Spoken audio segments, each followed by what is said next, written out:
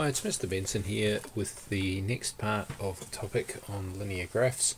Now this is looking more at the equations of straight lines. So in the previous topic we were plotting some lines. I also explained that there was a standard form for linear equations and that there were some parts of it that we needed to be a bit familiar with.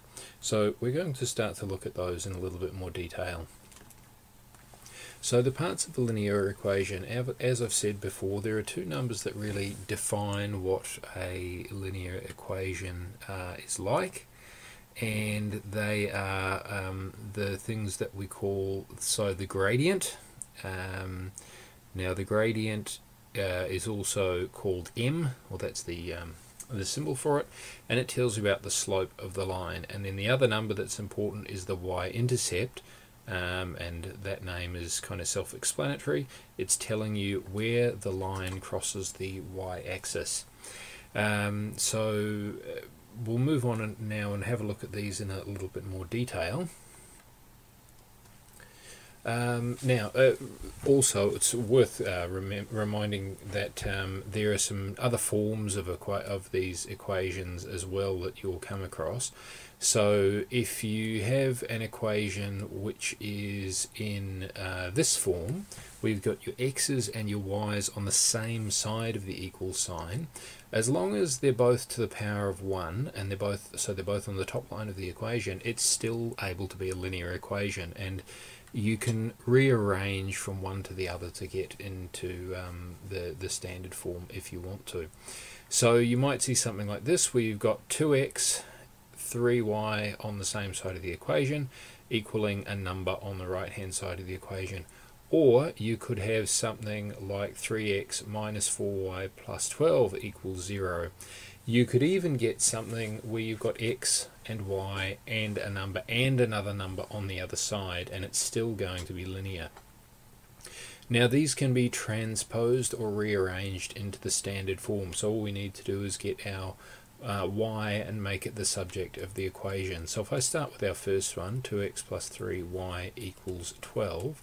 Now this is just doing the algebra that we've done all year. So to get the three y's by themselves, the first thing I will do is do the opposite operation to having plus 2x here. So I'm going to subtract 2x from both sides. Now my x's will cancel on the left hand side of the equation. Now on the right hand side I'm going to write my x's before the numbers, because the standard form has the x's before the numbers, and if we get into that habit it'll just make things a bit easier. So 3y will equal minus 2x plus 12. So mathematically it's the same thing, but it will just make it easier for us if we put the x's first. Then the last thing I need to do is divide everything by 3 to get the x by itself. And there's one other thing that I think I've mentioned before, but I'll say it again here. So we end up with y equals, now I'm going to write my fraction here, minus 2 over 3, separate from the x. Now this is just to make it clear that this is my gradient, and I've mentioned before that gradient has rise and run. So the top line is the rise and the bottom line is the run. Also, if you have a negative sign left over, always put it on the top number. It's good if you leave your run as a positive value only, and any negative signs just go on the top line. So you can see how you can transpose those. Now there's a couple of other forms of lines that you need to be familiar with. They're a bit less common, but you will see them. And these are horizontal and vertical lines. So if you get y equals 2, that will be a line on the, so actually I should have put some axes in here, so I'll quickly sketch some up. Terrible axes. So this is the y-axis, this is the x-axis. Now somewhere about here, say, this is where y equals 2. So the line y equals 2 is all the values where y equals 2, but it doesn't matter where it is on the x-axis. So when you get y equals something, it's always a horizontal line like that, so if there are no x's involved. Now with x equals 3, so if y equals 2 is there, then x equals 3 is going to be about here. You'll find that that is a vertical line, straighter than my one hopefully. Okay, finding the gradient of a line. So we need to be able to start to find the parts of the equation. So what we're going to look at first is finding the gradient. Later on we'll look at different ways of finding the y-intercept as well. So what we need to think about here is what gradient means. Gradient is telling us how much we're going up compared to how much we're going across. So it's the rise over the run. Now there's a more mathematical way of doing it, which is the calculation I've got here. So y2 minus y1. Now if you think about that, that's a change in y, which is the rise. Now x2 minus x1 is a change in x. Now how you figure this out, especially if you're given a graph like this, is you want to find some points that you're very confident of, so that you sort of know the coordinates of. So if we go down here, let's choose this point here because it's on the intersection of these lines.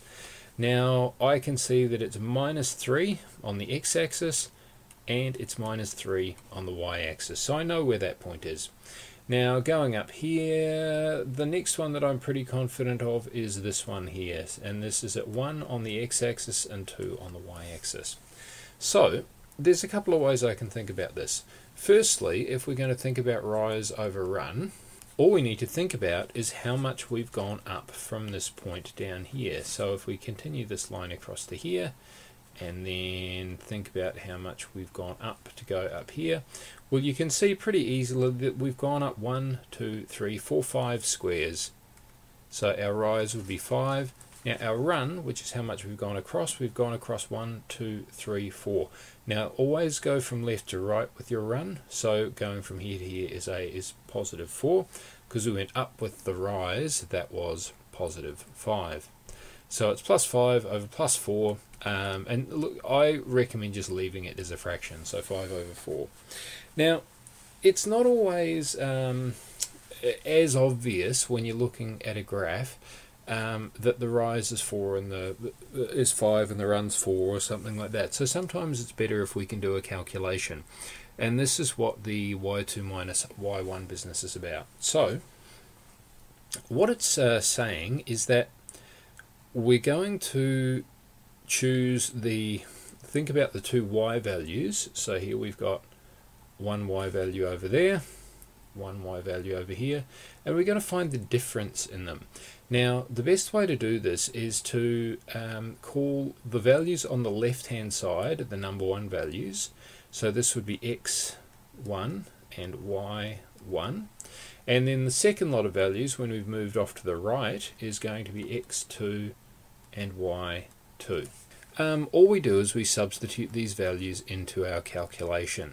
So the y values on top first, so y2 was 2, minus y1 was negative 3. Now you've got to be careful with your directed numbers here. So basically what we're calculating here is the change in y, which is another way of saying the rise. So then on the bottom we've got the change in x, or the run. Being careful with directed numbers, you see we get exactly the same answer. So you can often look at a graph like this and see the rise and the run. Now remember, always with the run, go from left to right, and it's always a positive number. The rise will only be positive if you go up from where you started. If you go down from where you started, it will be a negative value.